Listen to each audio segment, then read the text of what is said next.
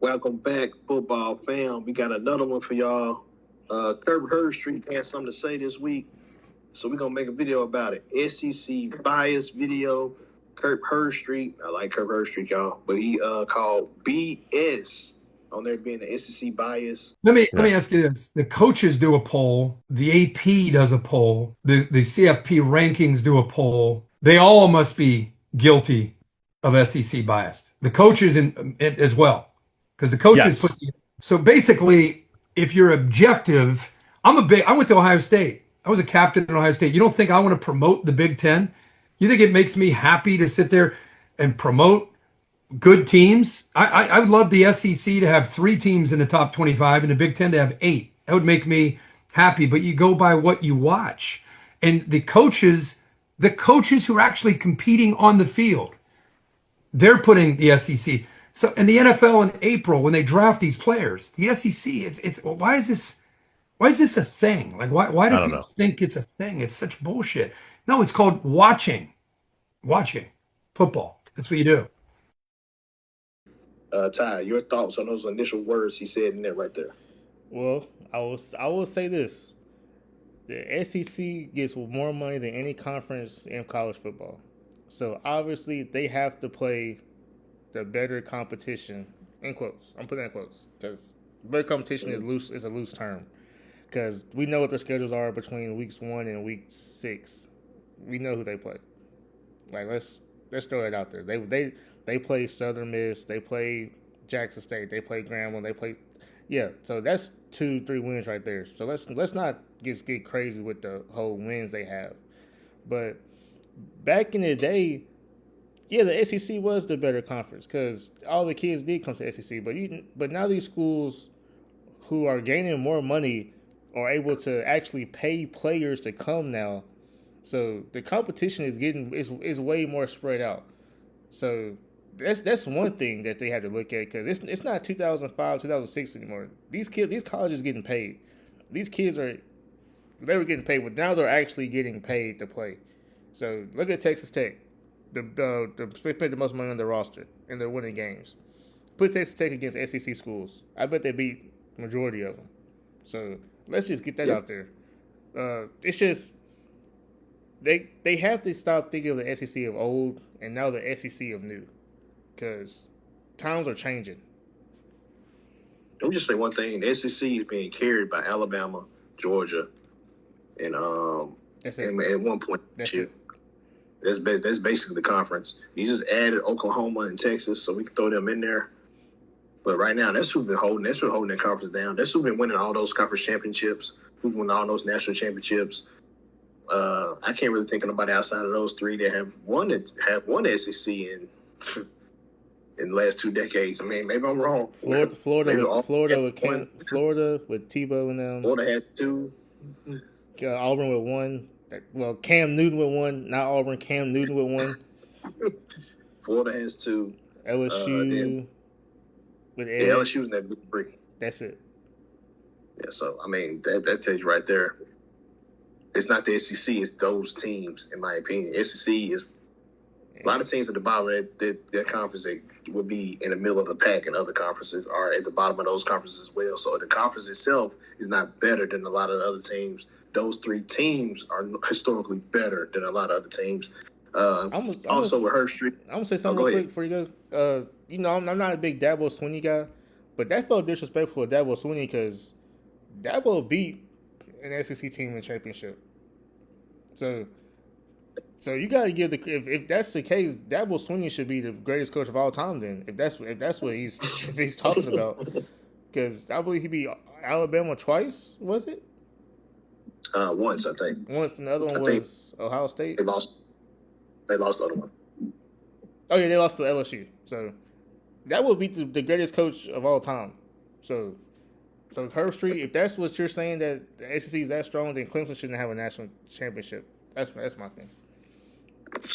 Also, one thing I'm saying with Herbstreit is leave it to the guy that's just put it out there. I like Herbstreit, but he does work for ESPN.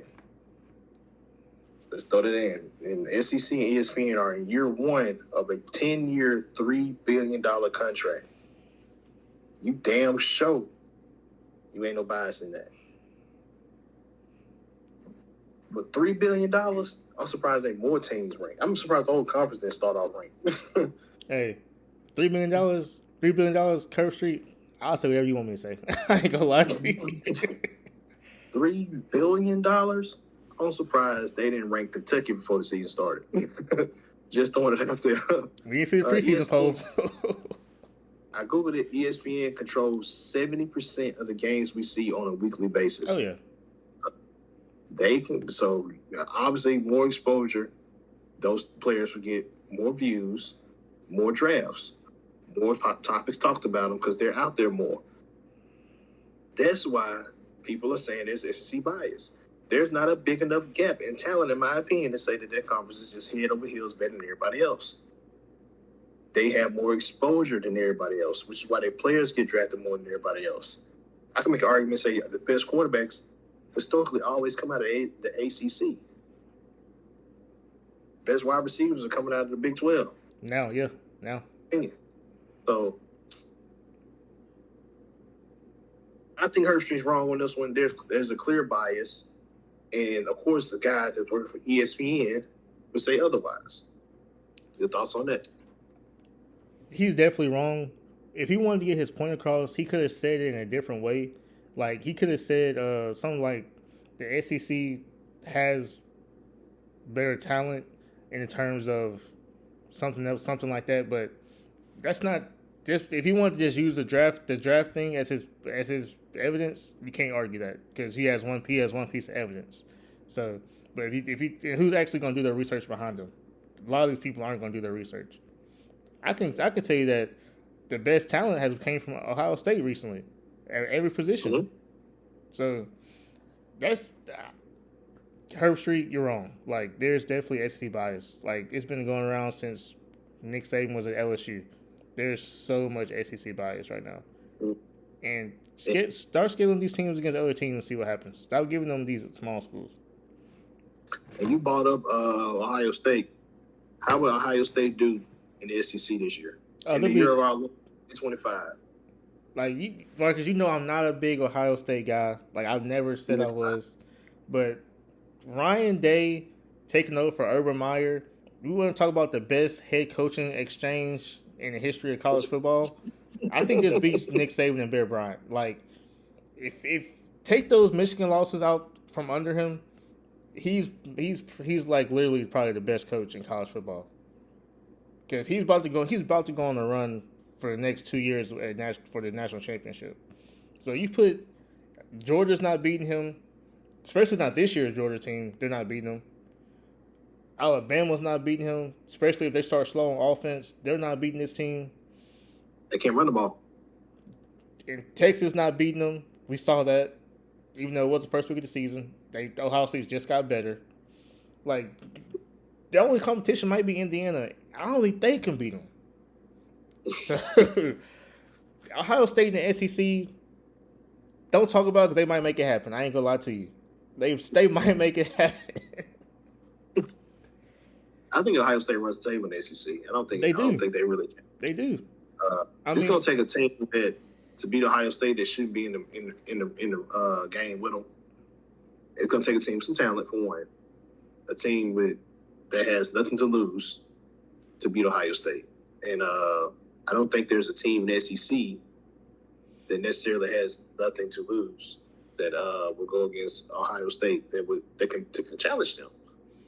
I think they beat everybody in their conference. I think that's the best team. They beat everybody in the nation. Yeah, really the second best team in my opinion, and then probably Texas A&M. I didn't miss Texas A&M. They beat Texas A&M, like by a lot. It's basically Ohio State versus the field in the playoffs. And who you taking? I'm taking Ohio State. Me too. So, I mean, the SEC bias is real, though. I mean, give me a better argument than that one to say that it's not. Exactly. I'm sticking to there's definitely SEC bias. I don't think teams should be ranked to start the season based on what you did last year. I think you play a month of football, then you put out a ranking. And I just think teams like Florida consistently gets the benefit of the doubt because of their brand and because they're in the SEC. Or a team like Texas gets the benefit of the doubt now because they're in the SEC. Or a team like LSU getting the benefit of the doubt because It's LSU. it's LSU and it's in the SEC. Look at those teams. Tennessee. Tennessee's another one. All those teams started ranked. Arkansas One was ranked. Arkansas was ranked. Look at those teams now. One is ranked, and that's Texas. And they had a mediocre season by a lot of people's standards. So I think you line Texas up with Texas over Miami. I think Miami wins the game. It's a great chance, a really great chance, especially a healthy Miami. Better wide receivers, Definitely. better running, better offensive line, Better quarterback. better defensive line. Outside of Colin Simmons, they have better defensive line. So Better quarterback. it's a wash. Depends on which Arch Manning shows up. I think better quarterback. I think Carson Beck's better too, but I ain't want to say it. He's been consistent more than Arch. So hey, I think Miami wins that game. So you line up Vanderbilt and Texas Tech. I mean Vanderbilt and Georgia Tech. I got Georgia Tech. I got Texas Tech and Georgia Tech. I'll say it. You line up Texas Tech and Oklahoma. I'm probably favoring Texas Tech. I'm favoring Texas Tech. You line up LSU and who's another one out of another conference? With Brian Kelly. You line up LSU with Brian Kelly against BYU. I'm taking BYU. I am too. So, I mean, LSU and Utah. I'm taking Utah. Yeah. I mean, it's a clear bias, but I guarantee you the SEC team will be favored in all those games. Yep. So, and I do get that LSU at home was a different animal, but you still gotta play the game. Yeah. Oh, South Carolina. That's another team started off ranked. Where are they now? You line up South Carolina and Virginia. Who you got? Ooh, I don't know. I mean, I'm not crazy about Virginia, but I think Virginia wins that game. You line up South Carolina, which South Carolina shows up? That's my question. If you line up South Carolina and Wake Forest right now, who you got? South Carolina. You got South Carolina? I got Wake. I I don't even like Wake. I got South Carolina simply because which South Carolina shows up? If the South Carolina in the first half of Texas A&M shows up, I got South Carolina. You got Duke against Auburn. Who you got? Dude, with the bad defense.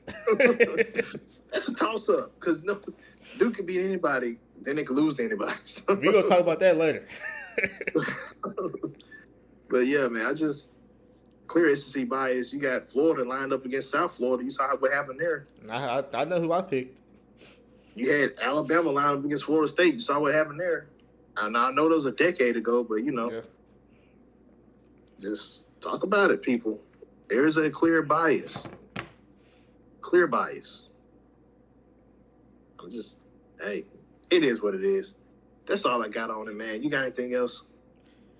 Nah, man, just living in the South, you'll go all over. You'll see an Alabama shirt in a Walmart in Mississippi. Like you won't see nowhere. You won't see Ohio State shirt, even though they're the best team. I bet if you go to Ohio State, you see an Alabama shirt somewhere. So that's just my thing. Just be honest with yourselves, people. Just be honest with yourselves. That's all we got, man. Hit us in the comment section. Tell us what y'all think. Is there SEC bias? Are we off base on this one? Are we missing a point? Let me know in the comment section. We out.